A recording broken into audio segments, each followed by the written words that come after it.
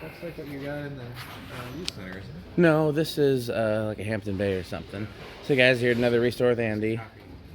Hunter, Bayport. So this is an early Menards high tech. And there's part of me that wants to get this, but I wouldn't keep it, so I probably shouldn't. But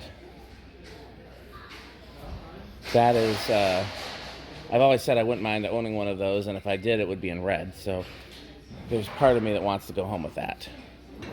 What are these? Oh, these are kind of nice blades.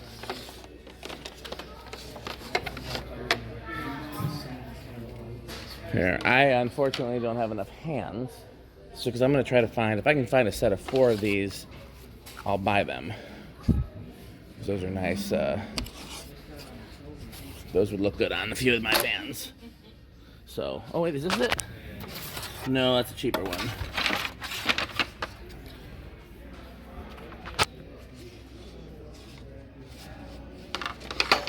Might just be 3. That sucks. What are these? Nah. Well, that's too bad, but I'm gonna keep looking. One short? Yeah.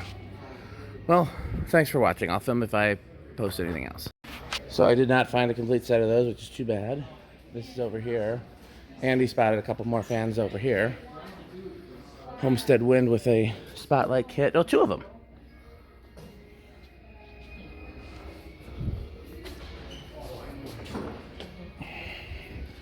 Appleton Restore Part 2. I'm just gonna splice mine together.